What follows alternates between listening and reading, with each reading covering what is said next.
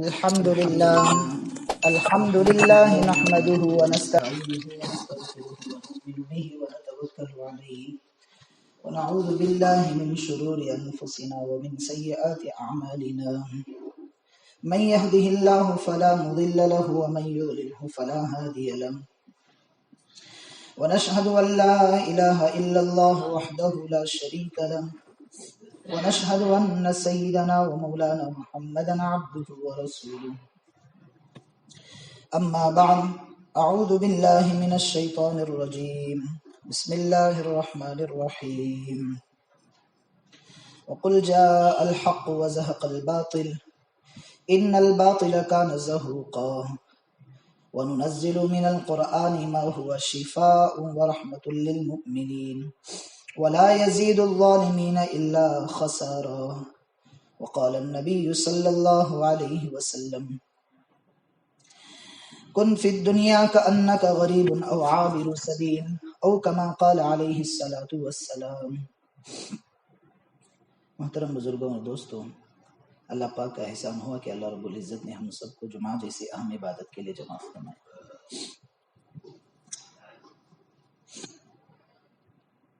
اللہ تعالیٰ کی دنیا میں 18,000 سے زائد مخلوقات انسان کی خدمت کے لیے پیدا کیا۔ اللہ پاک قرآن پاک میں ارشاد فرماتے ہیں وَمَا خَلَقْتُ الْجِنَّ وَالْإِنسَ إِلَّا لِيَعْبُدُونَ۔ دنیا کے جتنی مخلوقات ہیں، دنیا کے چرند پرند درند جتنے بھی ہیں، وہ ساری کی ساری انسان کی خدمت کے لیے ہم نے بنائے۔ پھر اللہ پاک کہتے ہیں آگے کہ اور تیری جو تخلیق ہے، اس آیت کا مفہوم ہے تیری جو تخلیق ہے وہ میری عبادت کے لیے۔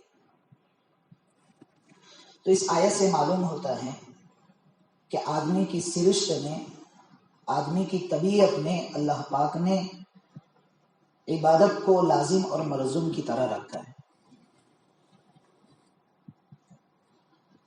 اب ضرورت یہ ہوتی ہے، جیسا کہ ہم نے پچھلے جمعہ ہی کہا تھا، کہ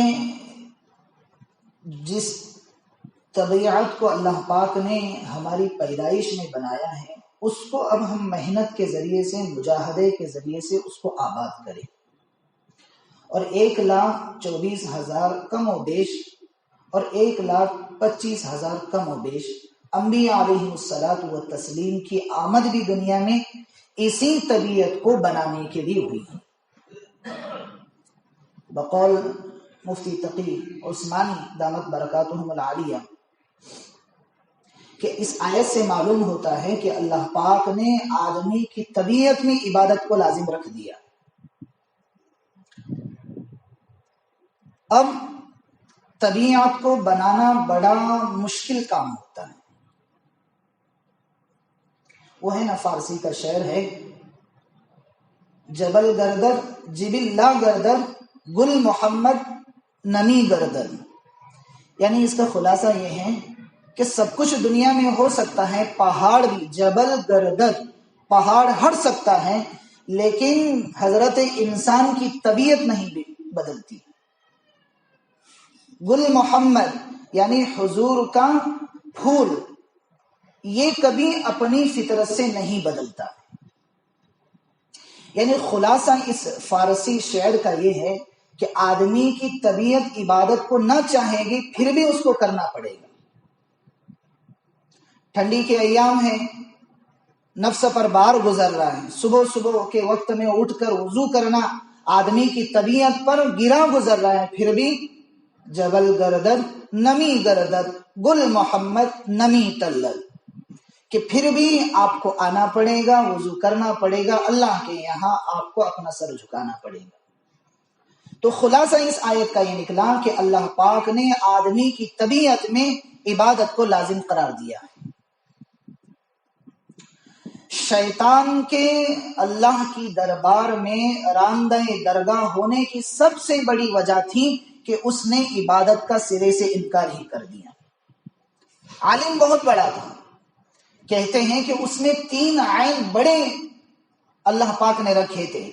ایک تو علم کا عین تھا، علم بہت تھا، عابد تھا یعنی عبادت بہت کرتا تھا، لیکن عاشق کا عین اس میں نہیں تھا تو اللہ کے دربار سے مردود ہوا۔ مطلب کیا؟ عبادت کی لذت اس کے دل میں نہیں تھی۔ وہ ایک سجدہ جسے تو گرا سمجھتا ہے، ہزار سجدوں سے دیتا ہے آدمی کو نجات۔ اسی کمی کی وجہ سے بزرگوں وہ اللہ کے دربار میں سے نکل کر دنیا میں بھیجا گیا، اسی عبادت کی وجہ سے۔ کیوں؟ طبیعت نہیں بنی تھی، دکھلاوا بہت تھا، ریا بہت تھی۔ اسی وجہ سے مغرب کی نماز میں اکثر جگہوں پر مغرب کی نماز میں ایک سورت کا بہت اہتمام کیا جاتا ہے، اور وہ ہے اَرَأَيْتَ الَّذِي يُكَذِّبُ بِالدِّينِ فَذَلِكَ الَّذِي يَدُعُّ الْيَتِيمَ وَلَا يَحُضُّ عَلَى طَعَامِ الْمِسْكِينِ فَوَيْلٌ لِّلْمُصَلِّينَ۔ یہاں اللہ پاک نے اس میں اشارہ کیا، فَوَيْلٌ لِّلْمُصَلِّينَ، بھائی ہلاکت ہے ان لوگوں کے لیے، ان نمازوں کے لیے جنہوں نے نمازوں کو پڑھا، لیکن کیسے؟ الذین هم یراؤون، تاکہ لوگ مجھے نمازی کہیں۔ فویل للمصلین، اب تعجب ہوتا ہے اللہ نے کلام بھی ایسے استعمال کیا، فویل للمصلین، ہلاکت ہے نماز پڑھنے والوں کے لیے۔ بھئی آیت تو ہونی چاہیے تھی ہلاکت ہے شرابیوں کے لیے، ہلاکت ہے زانیوں کے لیے، ہلاکت ہے جھوٹ بولنے والوں کے لیے، ہلاکت ہے فلاں کے لیے فلاں کے لیے فلاں کے لیے، لیکن اللہ کہتے ہیں فویل للمصلین، صلی یصلی تسلیۃ، ان کے معنی نماز پڑھنا۔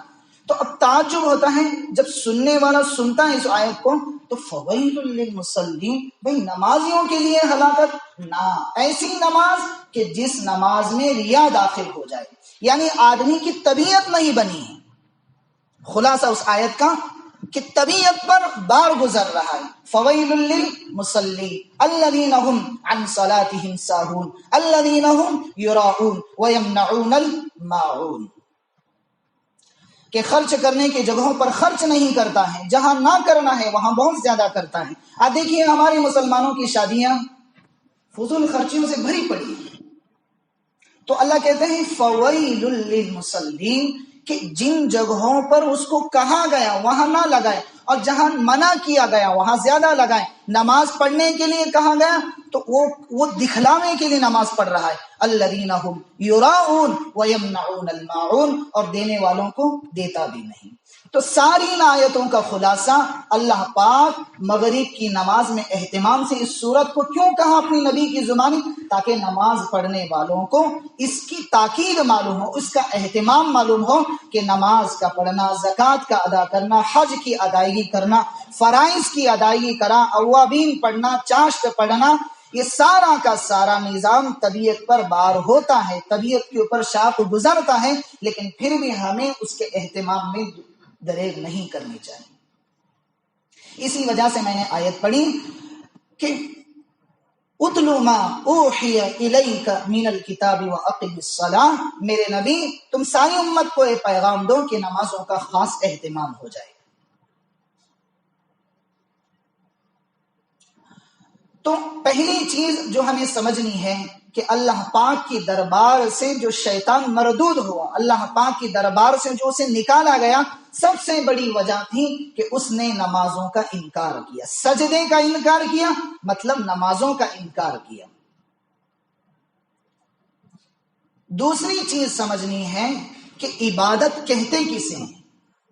عبادت مولانا علی ندوی علیہ الرحمہ کی ایک کتاب ہے، اس میں لکھا ہے نمازوں کی اور اسلام کی 5 بنیادوں کا خلاصہ، اس کا نام ہے اسلام کی 5 بنیادوں کا خلاصہ۔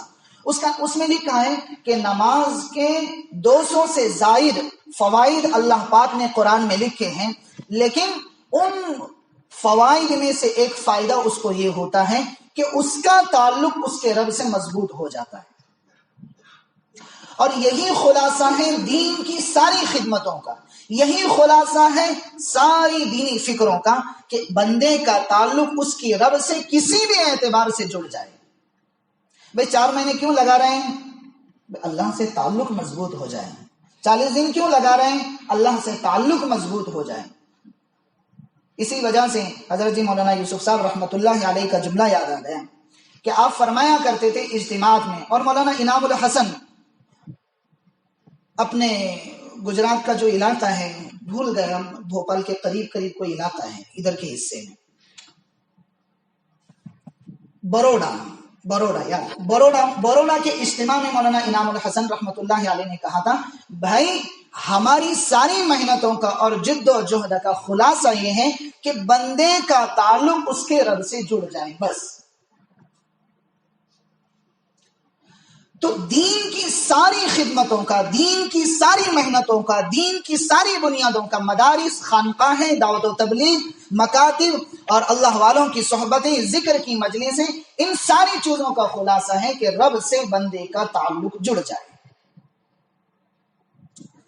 کہ نمازوں سے چاہا کیا جاتا ہے، مکاتب سے چاہا کیا جاتا ہے، خانقاہوں سے چاہا کیا جاتا ہے، دعوت و تبلیغ سے چاہا کیا جاتا ہے، فضائل کی تعلیم سے چاہا کیا جاتا ہے، امت کو اس کے رب سے جوڑا جائے۔ مولانا طارق جمیل صاحب دامت برکاتہم العالیہ کہتے ہیں بار بار کہ بھائی روٹے رب کو منانا یہ سب سے بڑی بنیادی چیز ہے امت کو۔ رب کیسے روٹا ہوا ہے؟ آپ کے سامنے حالات بھرے پڑے ہیں۔ رب کیسے لوٹا ہوا ہے؟ آپ کے سامنے حالات بھرے پڑے ہیں کہ جس رب سے آدمی کا تعلق ختم ہو جاتا ہے وہاں سے بد امنی کا آنا شروع ہو جاتا ہے۔ مولانا الیاس صاحب رحمۃ اللہ علیہ نے جب شروع میں اپنا مدرسہ قائم کیا تو اس وقت طلباء نے جو نصیحت کی تھی، مولانا علی ندوی علیہ الرحمہ نے اس کو لکھا ہے اپنی کتاب میں، کیونکہ ساتھ میں تھے دونوں ساتھ میں تھے، ان کو عربی بہت آتی تھی، یہ عرب و عجم میں بہت کام کرتے تھے مولانا علی ندوی علیہ الرحمہ، اور ادھر مولانا الیاس صاحب رحمۃ اللہ علیہ کی زبان میں اللہ پاک نے لکنت دی تھی۔ تو جو جذبہ، جو تڑپ امت کے سامنے رکھنی تھی، اس طرح کا آپ کے پاس لہجہ اور لب اور انداز اللہ پاک نے مولانا علی ندوی علیہ الرحمہ کو بہت زیادہ دیا تھا، تو ہمیشہ ساتھ میں ان کو رکھا کرتے تھے۔ تو اس وقت کے جو الفاظ تھے، جو طلباء کو آپ نے کہے تھے، اس میں سے ایک جملہ یہ ہے کہ بھائی آپ کو رہنا ہے تو مدرسے میں رہو یا پھر مدرسہ چھوڑ کر چلے جاؤ۔ وجہ یہ ہے کہ جو طالب علم مدرسے میں رہ کر اپنے رب سے دور ہوتا ہے وہ کل امت میں چل کر بھی اپنے رب کے قریب نہیں ہو سکتا۔ تو یہ بڑی پتے کی باتیں ہیں کہ آدمی اپنے آپ کو، اپنی طبیعت کو اپنے اللہ کے تابع بنائے۔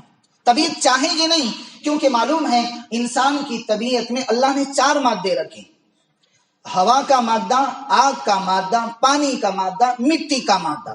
ان 4 مادوں سے انسان کو اللہ نے بنایا۔ اب ظاہری بات ہے کبھی ہوا کا غلبہ ہوگا، کبھی آگ کا غلبہ ہوگا، کبھی مٹی کا غلبہ زیادہ ہوگا۔ اسی وجہ سے طبی ڈاکٹری لائن کا جو علم ہے اس میں ایک بات یہ بھی ملتی ہے کہ آدمی کو بخار چڑھتا ہے تو یہ سمجھنا چاہیے کہ آگ کا مادہ غالب ہو رہا ہے، اور سردی کا جب غلبہ ہوتا ہے تو یہ سمجھنا چاہیے کہ سردی یعنی پانی کا مادہ زیادہ غالب ہو رہا ہے۔ اس کو وہ اپنی زبان میں کچھ اور تعبیر کرتے ہیں، لیکن اردو الفاظ میں آگ، پانی، مٹی، ہوا، ڈاکٹری لائن پر پوری اسی پر گزرتی ہے۔ تو یہ سمجھنا ہے کہ آدمی کو اپنی طبیعت میں عبادت کے مادے کو غالب کرنا ہے۔ عبادت کا مادہ جب آدمی میں غالب ہوگا تو میرے عزیزوں ساری چیزیں آدمی کے لیے آسان ہو جائے گی، ساری چیزیں آدمی کے لیے آسان ہو جائے گی۔ اب بہت سارے پڑھے لکھے طبقے والے کہتے ہیں زکوٰۃ نکالنے سے کیا فائدہ، میں کمایا، میرا سب کچھ، میں کیوں غریبوں کو دوں؟ ہوتے ہیں، ہمیں بھی سوال کرتے ہیں بھئی میرا مال میں کیوں نکالوں؟ صدقات دینے والے کہتے ہیں کہ میں کیوں دوں؟ جیسے حامان نے کہا تھا، پالا اللہ نے۔ ایک ضعیف روایت ہے، ایک ماں اور بچہ سمندر میں ڈوب کر مر گئے، ماں نے ایک بچے کو لکڑی پر رکھا اور اس لکڑی کو اللہ کے حوالے کر دیا، پھر اللہ نے اس لکڑی میں جو بچہ تھا اس کو پال پوس کر جنگل میں رکھا، ہرن کا دودھ پلایا، اس کو بڑا لمبا تگڑا کر دیا، پھر اس کو ایک عالیشان مکان دیا، اس کو بڑے آرام آسائش رکھا، پھر آگے چل کر جس نے دعویٰ کیا وہ قارون تھا، اور ایک روایت کے مطابق شداد تھا۔ اگرچہ روایت اسرائیلی روایت ہے لیکن پھر بھی فضائل میں یہ کہا جاتا ہے کہ جس رب نے اس کو پالا اس نے کیا کہا؟ میرا ہے۔ کیا کہا؟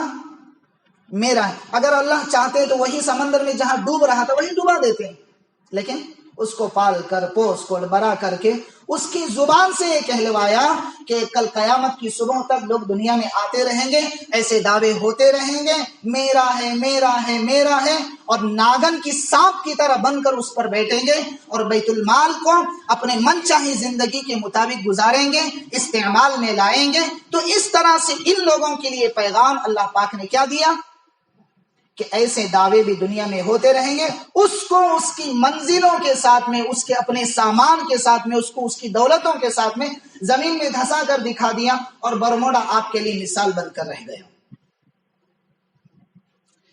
تو عزیز بھائیوں، یہ سارا کا سارا جو نظام اللہ پاک چلاتے ہیں، یہ کیوں؟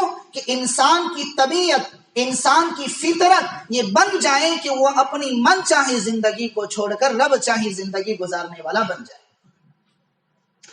اور اس کا فائدہ کیا ہوگا؟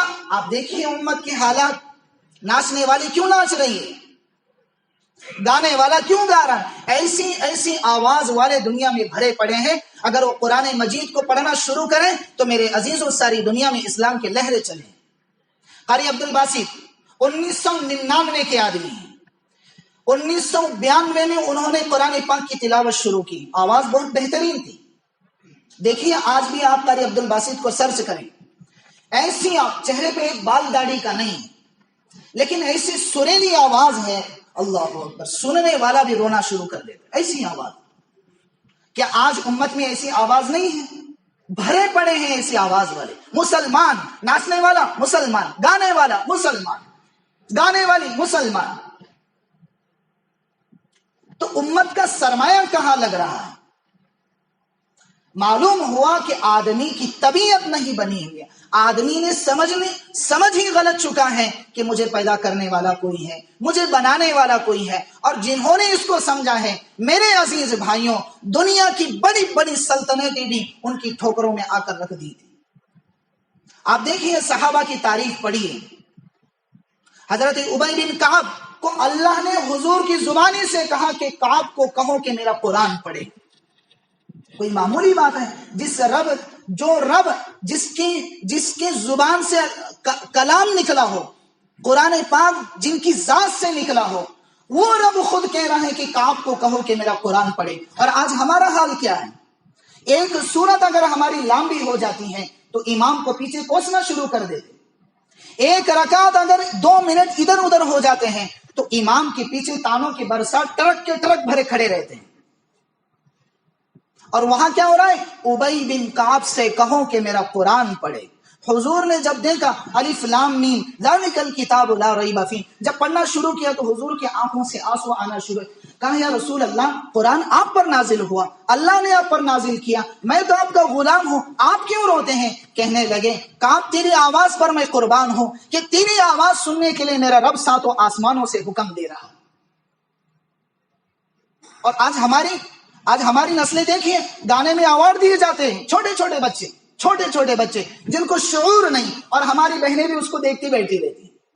اور پڑھا لکھا طبقہ جانتا ہے، علم جانتا ہے، قرآن جانتا ہے، رسول اللہ جانتے ہیں، اللہ جانتے ہیں، سب کچھ جانتے ہیں، مساجد جانتے ہیں، جن کی کبھی گشت نہیں چھوڑتے، فضائل اعمال کی تعلیم کبھی نہیں چھوڑتی. لیکن آج ان کا حال یہ ہے کہ ناچنے والا مسلمان کا بچہ ہے، دیکھنے والی بھی مسلمان کی بچی ہے، ناچنے والی بھی مسلمان کی بچی ہے، جسم بیچنے والی بھی ناچنے والی، اور جسم بیچنے والی بھی مسلمان کا بچہ، جسم بیچنے والی بھی مسلمان کی بچی. یہ آج امت کا حال. اور دعوے کیا؟ ہم دین کے ٹھیکیدار ہیں. دعوے کیا؟ ہم مساجد کو آباد کرنے والے ہیں. دعوے کیا؟ ہم فلاں کام کرنے والے ہیں، ہم مدارس چلانے والے ہیں، ہم خانقاہیں چلانے والے ہیں، ہم دعوت و تبلیغ کا نظام چلانے والے ہیں، ہم فلاں ہیں، ہم فلاں ہیں. اور حال کیا ہے؟ ناچنے والا بھی اسی کا بیٹا ہے، گانے والا بھی اسی کا بیٹا ہے، رونے والا بھی اسی کا بیٹا ہے، اور گانوں کی آواز پر سر تھامنے والا بھی اسی کا بیٹا ہے، گانے والے کی آواز پر جھومنے والا بھی اسی کا بیٹا ہے. کیوں کسی کے کان پر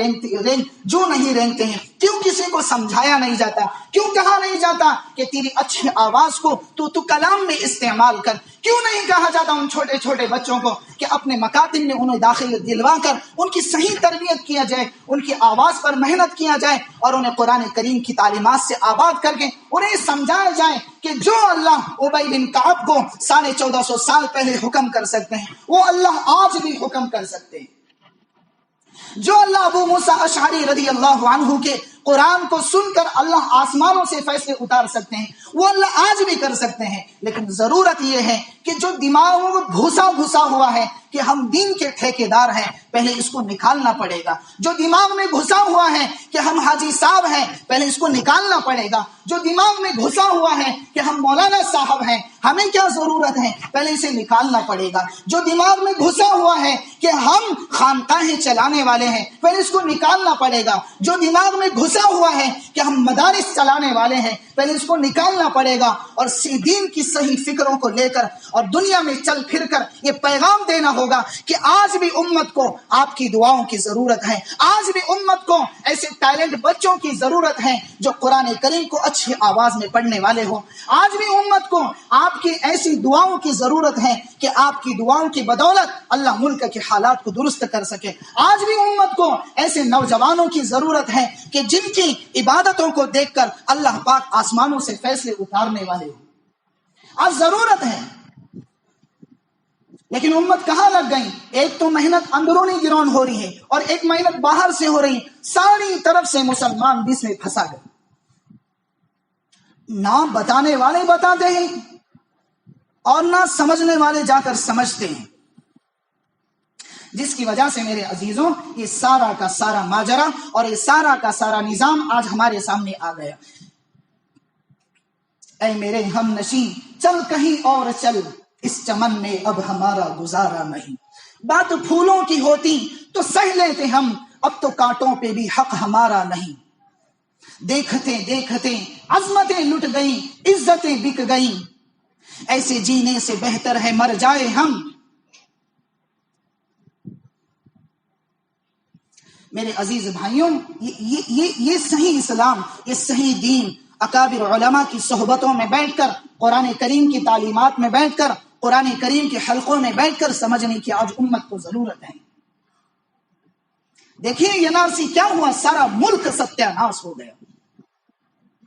علی گڑھ یونیورسٹی کے طلباء پر فائرنگ ہو گئی، کتنے زخمی ہوئے، کیا ان کا قصور ہے؟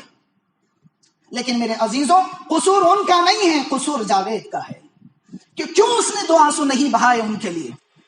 قصور چنچلی والوں کا ہے، چنچلی کے نوجوانوں کا ہے، ان بزرگوں کا ہے کہ کیوں انہوں نے ملک کے حالات کے لیے 2 آنسو نہیں بہائے۔ یہی سوچتے رہے ہم دین کے ٹھیکیدار ہیں، یہی سوچتے رہے 5 وقت نماز پڑھائیں اور کام ختم ہو گیا، یہی سوچتے رہے اپنے پیٹ بھر گیا بس دنیا چاہے کچھ بھی کریں، یہی سوچتے رہے اپنا گھر آباد ہو گئے اور دوسرے کے گھروں کو اجاڑ دیا، یہی سوچتے رہے میری بیٹی کے سر پر دوپٹہ رہے اور اوروں کو بیٹی ناچتی گاتی اپنے جسم کو بیچتی رہے، یہی سوچتے رہے کہ میرا بچہ اچھی اسکولوں میں پڑھے اور دوسروں کے بچوں کو کام پر لگوائے، یہی سوچتے رہے۔ یہ سارا کا سارا قصور میرے عزیزوں میرا ہے،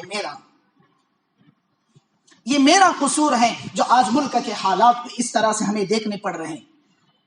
احتجاج سے کچھ نہیں ہوتا ہے، احتجاج سے کچھ نہیں ہوتا ہے اور نہ کبھی ہوا ہے۔ ضرورت ہے کہ آج امت اپنی طبیعت کو بنائے، اپنی طبیعت میں نمازوں کو زندہ کریں، اپنی طبیعت میں زکوٰۃ کو زندہ کریں، اپنی طبیعتوں میں صدقات کو زندہ کریں، اپنی طبیعت میں قرآن پاک کی تلاوت کو زندہ کریں، اپنی طبیعت میں یہ شوق ڈالیں کہ قرآن پاک کو اچھی آواز سے سنا جائے، قرآن پاک کو اچھے لحن میں پڑھا جائے، قرآن پاک کو اچھی خوبصورت آواز میں بن کر پڑھا جائے۔ آج ضرورت ہے امت کو کہ ہم ایسے نوجوانوں کو، ایسی قوم کو بیدار کریں جو قوم پہلے بیدار تھی، جو قوم صلاح الدین ایوبی کو دے سکتی ہے، جو قوم جنید بغدادی جیسے پیدا کر سکتی ہے، جو امت صلاح الدین ایوبی جیسے پیدا کر سکتی ہو، جو قوم عبد القادر جیلانی جیسے پیدا کر سکتی ہو، جو قوم شاہ ولی اللہ جیسے پیدا کر سکتی ہو، جو قوم حضرت مولانا الیاس صاحب رحمۃ اللہ علیہ جیسے پیدا کر سکتی ہو، جو قوم حضرت مولانا انعام الحسن صاحب رحمۃ اللہ علیہ جیسے پیدا کر سکتی ہو، جو قوم مولانا حسین احمد مدنی نور اللہ مرقدہ جیسے پیدا کر سکتی ہو، جو قوم دنیا کے مختلف شعبوں میں دین کی مختلف خدمتوں میں بڑے بڑے اکابر علماء کو پیدا کر سکتی ہو، آج بھی اس قوم میں یہ صلاحیت ہے، آج بھی اس قوم میں یہ طاقت ہے کہ وہ صلاح الدین ایوبی جیسے دے، آج بھی اس قوم میں یہ طاقت ہے کہ وہ ٹیپو سلطان شہید رحمت اللہ علیہ جیسے جیالے پیدا کر سکتے ہو، جس کے منہ میں نوالا تک قوم کی ہلاکت کے سننے کے بعد نیچے رکھ کر قوم کو بچانے کے لیے دوڑتا ہو۔ میرے عزیزوں، بہادر شاہ ظفر جیسے جنہوں نے ٹوپیاں سی کر اپنی زندگی گزاری، لیکن میرے عزیزوں قوم کو اور ہندوستان کو یہ پیغام دیا ہے کہ ملک کو اس طرح سے بھی چلایا جاتا ہے کہ خود کا پیٹ کبھی نہیں بھرا، ٹوپیاں سی، کپڑے سیے، میاں بیوی بادشاہ ہے بادشاہ، بہادر شاہ ظفر بادشاہ ہے، جیلوں کی سلاخیں برداشت کی، لیکن کبھی اس ملک کو انہوں نے بیچا نہیں ہے۔ ہم چند ٹکوں پر اپنا ایمان بیچنے کے لیے تیار ہو گئے، چند کولیوں پر اپنے ضمیر کو بیچنا شروع ہو گیا، چند عزتوں کے لیے اور کرسی کی ہوس کے پجاری بن کر ہم اپنے ضمیر کو بیچنا شروع کر دیا۔ تو میرے عزیزوں یاد رکھنا، کل قیامت میں وہاں معاذ اور معوذ بھی کھڑے ہوں گے۔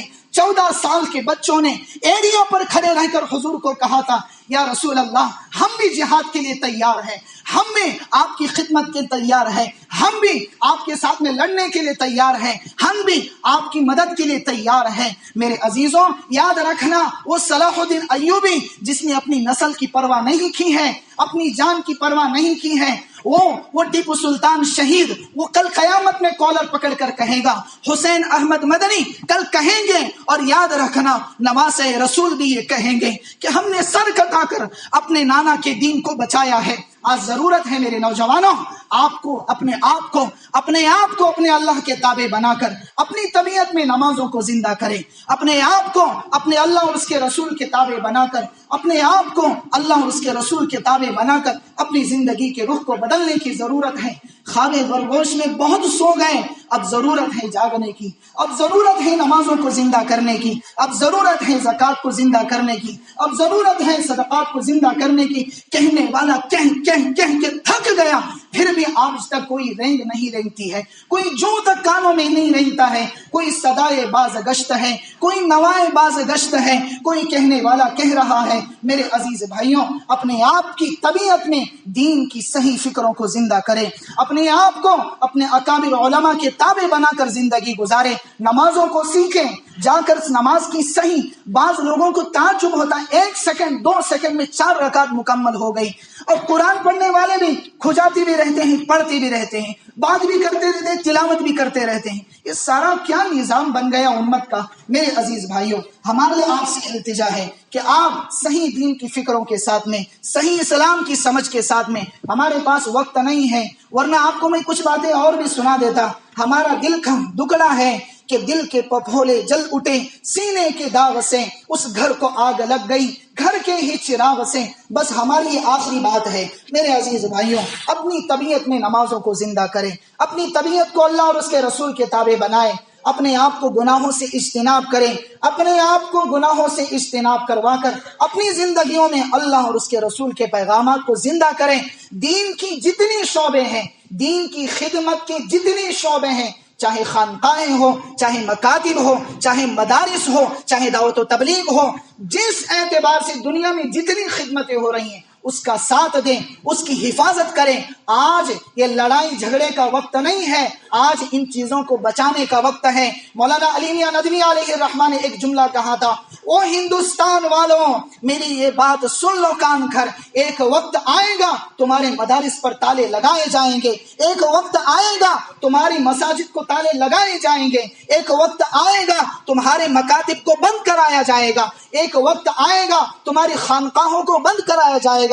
یاد رکھنا او ہندوستان والوں، جب یہ چیزیں بند ہو جائیں گی تو سمجھ لینا اس ملک میں، اب ہندوستان میں اسلام کی کوئی گنجائش نہیں ہے۔ اس لیے میرے عزیزوں، یہ بہت بڑا جملہ ہے، یہ بہت بڑا جملہ ہے، ابھی سے آگاہ ہو جائیں، اپنے آپ کو دین کی ساری خدمتوں میں لگائیں، صرف دعوت و تبلیغ نہ، ہمیں دعوت و تبلیغ بھی کرنی ہے، خانقاہیں بھی چلانی ہے، علماء کی صحبتوں میں بیٹھنا ہے، مکاتب کو صحیح فکروں کے ساتھ میں زندہ کرنا ہے، خانقاہوں کو صحیح فکروں کے ساتھ میں زندہ کرنا ہے۔ اسی وجہ سے ہم ایک ہی جملہ کہتے ہیں، دین کی جتنی خدمتیں دنیا میں ہو رہی ہیں یہ سب میری ہیں، میری ہیں، میری ہیں۔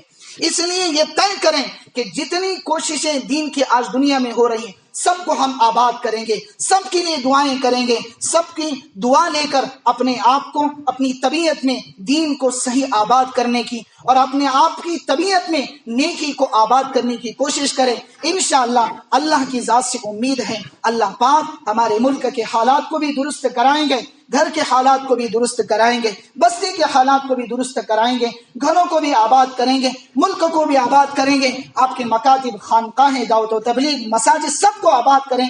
ضرورت ہے صحیح فکروں کے ساتھ، صحیح جذبات کے ساتھ، صحیح فکر کو لے کر امت میں چل پھر کر کام کرنے کی ضرورت ہے۔ اللہ پاک ہم سب کو عمل کی توفیق عطا فرمائے۔